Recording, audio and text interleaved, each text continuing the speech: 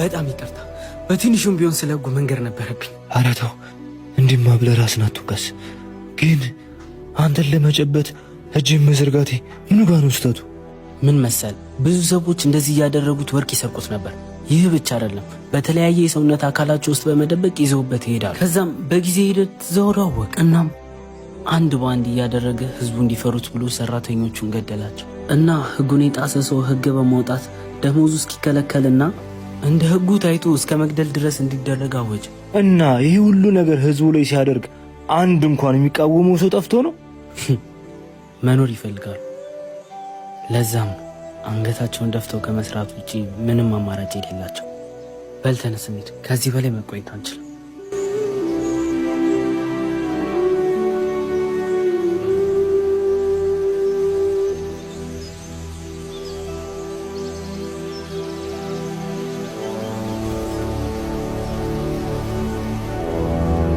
ብዙ አታስብ፣ እኛም ኃይሌ እግዚአብሔር ነው ብለን አንገታችን ደፍተን እየሰራን ለመኖር ሲባል። ምን አለ በሌ፣ ይህን ታሪክ እኔ ይሆናል የምቀይረው። ሁሉንም ግዛት በእጅ አስገባዋል። ተው፣ መኖር ለሚያስፈልጋቸው ሰው ስትል በዝምታ ስራ። በል ተነሳ አሁንና እንሂድ።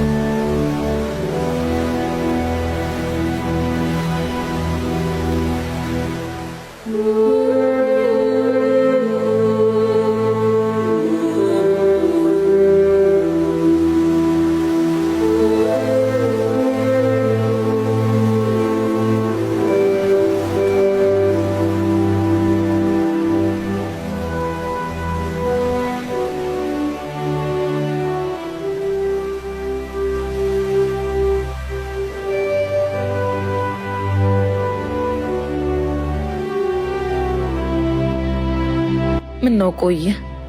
አምላኬ ሆይ ጸሎቴ እንዲሁ እንዳይቀርብኝ። በቃቸው። ስለ ሁሉም ነገር አመሰግናለሁ። ስለምን ውለታ ነው የምታወራው? ግዴታዬን የተወጣሁት። ስለዚህ ልጅ በደንብ አድርጋችሁ አጣሩልኝ።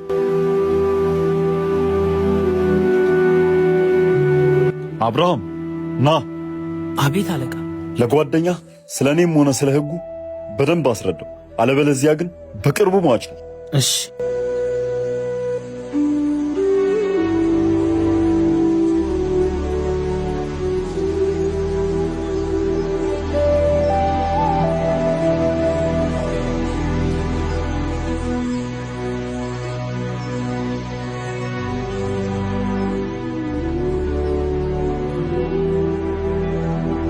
የኔ ጌታ ተጨነኩኝ እኮ። ደህና ነህ? ደህና ነኝ የኔ እናት።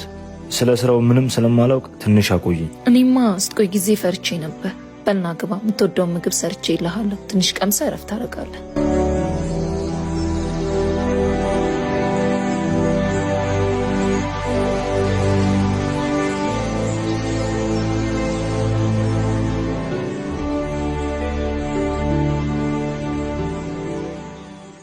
አብርሃም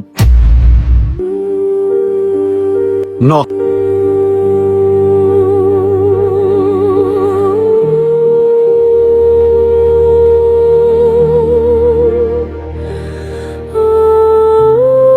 ይሄ ውሻ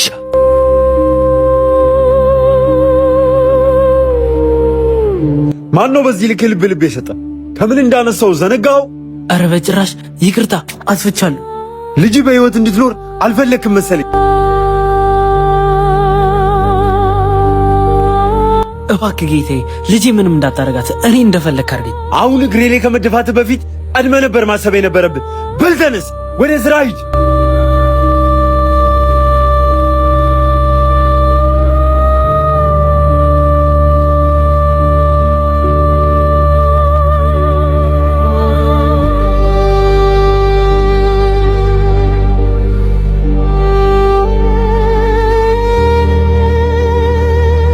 ምን ነው አብርሃም፣ ችግር አለ እንዴ? እባክህ ተወኝ ልለምን፣ ቢያንስ ለልጄ ስል ልኖርላት። ቆይ የተፈጠረውን ለምን በግልጽ አትናገርም? ስማኝ ታዲዩስ፣ ያለችኝ አንድ ልጅ ነች። ለሷ ስል ነው የምኖረው። ተመልከት፣ 10 ዓመት ሙሉ እዚህ ወርቅ ማዕድን ላይ ሰራው፣ ግን ምንም ጠብ ያለ ነገር የለም። አብርሃም፣ ትንሽ እንኳን የምታምነኝ ከሆነ ለኔ ጊዜ ስጠኝ። ሁሉንም ግዛት በእጅ አስገባዋለሁ። ታዲዩስ አትልፋ፣ ይህ አጉል ህልም ነው። ቢያንስ ለሚስት ስትል ኖርላት።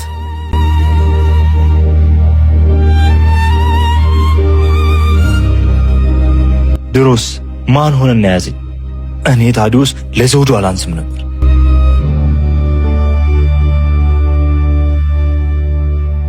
ስለ ልጁ ምን መረጃ አገኛችሁ? አለቃ ስሙ ታዲዮስ ይባላል። ለስራው ብቻ ሳይሆን ለሀገሩም አዲስ ነው። እሱ ብቻ አይደለም ከሚስቱ ጋር ነው የሚኖረው። በጣም ጥሩ። እንዲህ ሳየው ቀልቤ አልወደደውም ነበር። ቁም ስቅሉን ነው ማሳየው። በሉ እንሂድ። አለቃ ሌላ ያልነገርን ነገር አለ። ምንድን ነው እሱ? ከአዲስ አበባ ነው የመጣው። ታዲያ ምን ችግር አለው? እንዳጣራ ነው ከሆነ በቀድሞ ህይወቱ እጅግ በጣም የሚፈራ ወታደር ነበር። ዝም በል ወረኛ። የማንንም የተሳሳተ ወሬ ይዘህ እየመጣ እኔ ፊት አትቀደድ። ከሆነም ጥሩ። ከጀግና ጋር መጫወት ደስ ይለኛል። በሉ እንሂድ።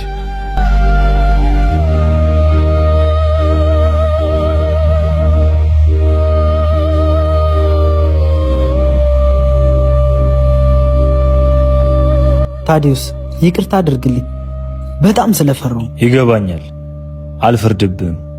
እመኔ ስለባታምነኝም ስለ እኔ ስለማታቅ ነው ብዬ አልፌዋለሁ። አልገባኝም። በቅርቡ የምታየው ይሆናል።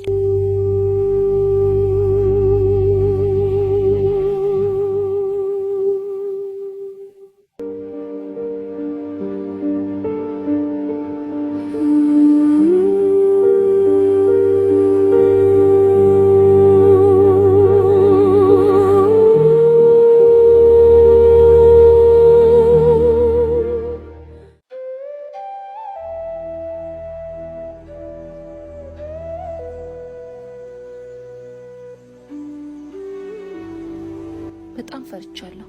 አይምሮዬ ማምስታ እየተጨነቀች ነው። ተይ እባክሽ እንደዚህ አትሁኝ። ለሀገሩ አዲስ ስለሆንኩኝ ያገኘሁትን ነው መስራት ያለብኝ። ደግሞ ሰው ወደ ስራ ሲሄድ እየሳቁ ነው መሸኘት።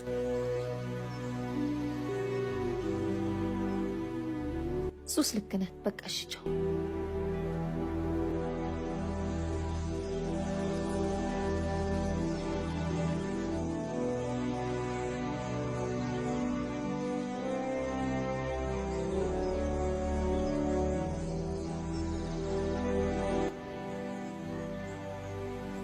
አብርሃም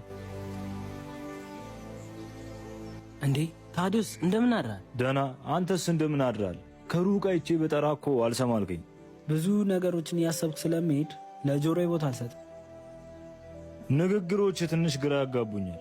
ማለቴ አብዛኞቹ ቅኔ ናቸው። ህይወት ብዙ እንድታይ አድርጋ ታስተምርሃለች። ያኔ ሳትወድ በግድ የሌለህ ማንነት ተላብሰህ ትኖራለህ። አሁንም አልገባኝም። በል እንሂድ፣ ሌላ ጊዜ ታብራራልኛለህ።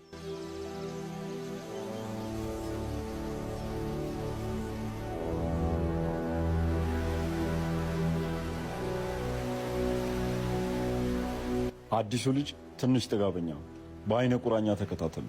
አይኑ ላይ ምንም ፍርሃት የሚባል ነገር አላየሁበትም። ስለሱ ደካማና ጠንካራ ጎን ደግሞ በጣም እሱን ሰርታችሁ አሳዩ።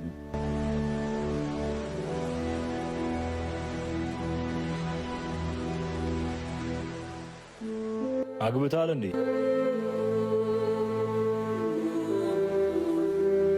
ነበር።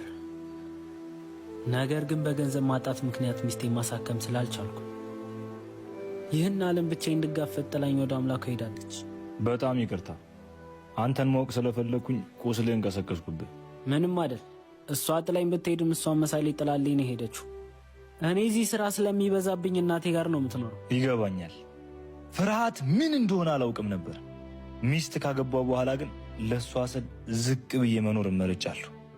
አታስብ፣ እኔም ከጎን ነኝ።